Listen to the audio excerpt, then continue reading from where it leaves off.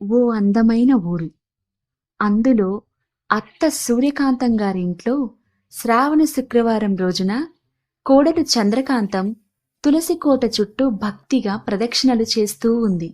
అది చూసిన అత్త సూర్యకాంతం, నా కోడలు బంగారం, పొద్దు పొద్దుగాల్నే లేసి పూజ చేస్తందంటే నేను సానా అదృష్టవంతురాల్ని అని మురిసిపోయింది. చంద్రకాంతం వేడివేడిగా టీ చేసి అత్తకి మామకి భర్తకి ఇచ్చింది.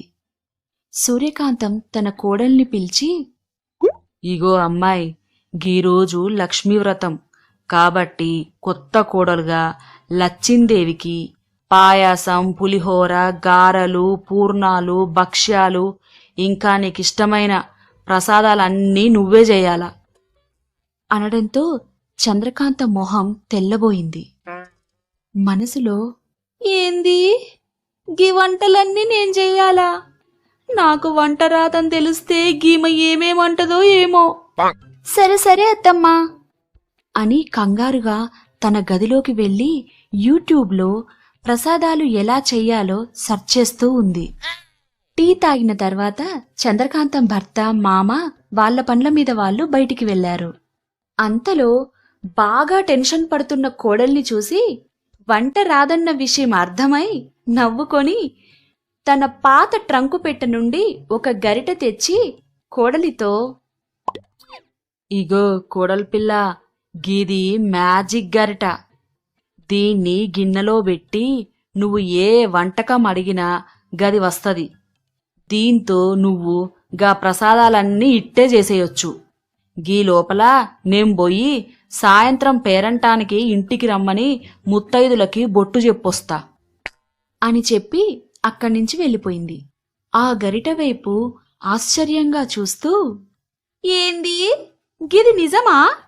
అయితే ఒకసారి టెస్ట్ చేస్తా అంటూ గరిటెని ఒక గిన్నెలో పెట్టి పులిహోర అనగానే పులిహోర వచ్చేసింది. అది చూసి పట్టరాని ఆనందంతో, హాయ్ గిది మస్తుగుందే అనుకుంటూ అత్తగారు చెప్పిన ప్రసాదాలన్నీ చేసేసింది. ఆ తర్వాత మ్యాజిక్ గరిట పట్టుకున్న చంద్రకాంతానికి ఒక ఐడియా వచ్చింది. మా అత్తమ్మకి దీని విలువ తెల్వక గా డొక్కు పెట్టెలో పెట్టుకుంది. దీంతో గిప్పుడు నేను బిజినెస్ షురూ చేసి నేనేందో చూపిస్తా అంటూ ఆ గరిటెని ఒక పెద్ద గిన్నెలో పెట్టి 25 మందికి సరిపోయే పాయసం అనగానే పాయసం వచ్చింది. వెంటనే దాన్ని ఇంటి ముందు పెట్టి అమ్మడం మొదలుపెట్టింది. పాయసం ఘుమఘుమలకు అటుగా వెళ్తున్న జనం కొని తింటున్నారు. పాయసం రుచి ఆ నోటా ఈ నోటా పాకి జనం బాగా వస్తున్నారు. చంద్రకాంతం బాగా సంతోషిస్తుంది. అలా అమ్మగా చివరికి పాయసం కొద్దిగానే మిగిలింది. కాని జనం చూస్తే ఇంకో 25 మంది దాకా ఉన్నారు. అప్పుడు, అయ్యయ్యో ఇప్పుడు ఎట్లా? మంది మస్తుగా పోగైండ్రు. నేనిప్పుడే లోపలికి పోయి గరిటెతో గీ గిన్నెలోనే పాయసం నింపుకు రావాలే అని ఆ పాయసం గిన్నెలోనే గరిట పెట్టి పాయసం అంది. రాలేదు. మళ్ళీ గరిట పెట్టి పాయసం అంది. ఈసారి కూడా రాలేదు. చంద్రకాంతానికి కంగారు మొదలైంది. గిదేంది? గిది పనిచేయట్లే, ఏమాయ దీనికి?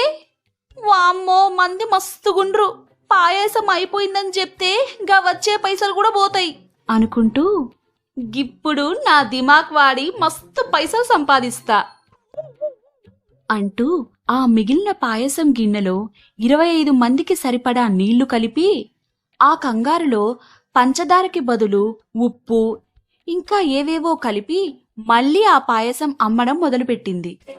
అది తిన్న వాళ్ళందరికీ వాంతులు మొదలయ్యాయి. దీంతో అందరూ చంద్రకాంతం మీద గొడవకు దిగారు. అప్పుడే వచ్చిన అత్త సూర్యకాంతంకి క్షణంలోనే విషయమంతా అర్థమయ్యింది. అత్తను చూసి భయంగా, అది అది అది అత్తమ్మా అంటుంటే, ముందు వాళ్ళ పైసలు వాళ్ళకిచ్చేయ్ అంది. డబ్బులు తీసుకొని అందరూ వెళ్ళిపోయారు. గా గరిట రోజుకి ఒక వంటకానికి ఒక్కసారే పనిచేస్తది. గా ముచ్చట చెప్పడం యాద్మర్చిన అది విన్న చంద్రకాంతం మళ్ళీ తెల్లబోయి మనసులో, సావు కబురు సల్లగా చెప్పినట్టు గీ విషయం గిప్పుడు చెప్పుడు అనుకుంటూ ఉండగా, ఆశ ఉండొచ్చుగాని అత్యాశ ఉండకూడదమ్మాయి.